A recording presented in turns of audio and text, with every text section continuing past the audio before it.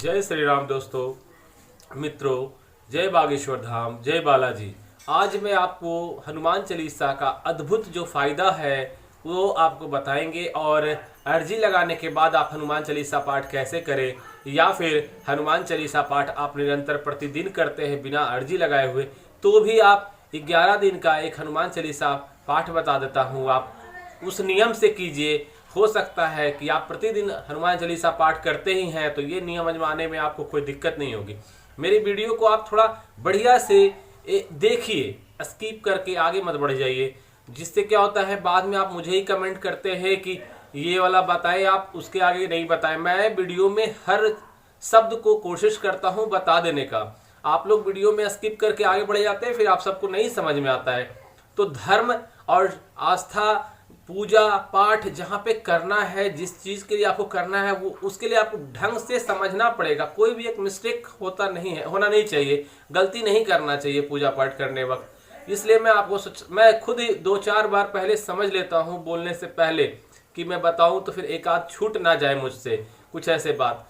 तो मित्रों, हनुमान चालीसा पाठ अगर आप अर्जी लगाने के बाद कर रहे हैं तो मैं आपको कहूँगा, अगर आप बागेश्वर धाम में अर्जी लगा दिए हैं या बागेश्वर धाम जाकर लगाए हों या घर से अर्जी लगाए हों और उसके बाद आप प्रतिदिन हनुमान चालीसा का पाठ कर रहे हैं, तो मैं आपको बताता हूँ एक नियम से कीजिए। कम से कम आपको प्रतिदिन 3 हनुमान चालीसा का पाठ करना चाहिए। 1-2 नहीं, कम से कम 3। जब आप अर्जी लगाए हुए हैं तो जब तक कि आपकी अर्जी स्वीकार ना हो।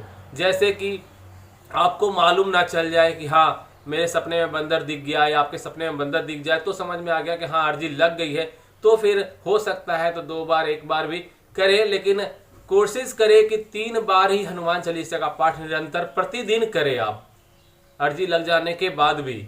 मेरा यह कहना रहेगा। दूसरा, अर्जी लगाने के बाद जब हनुमान चालीसा का पाठ आप करते हैं तो आप कोशिश कीजिए कि आपके सामने एक घी का दीपक अवश्य जले।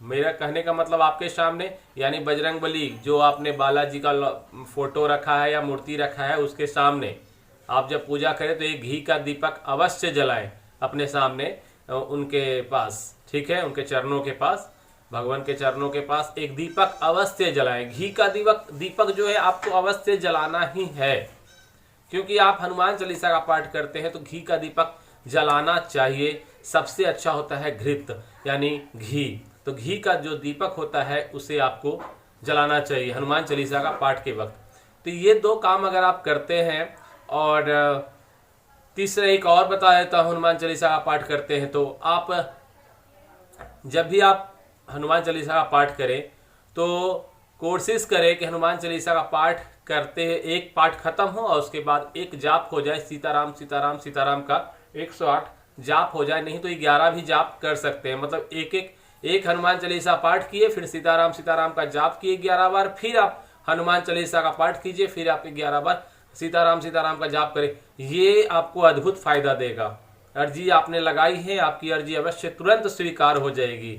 ठीक है, आशा करता हूँ इस वीडियो से आप बहुत कुछ जाने होंगे, नया कुछ सीखे होंगे। तो इतना ही आज के लिए, धन्यवाद। जय सीताराम, जय बागेश्वर धाम।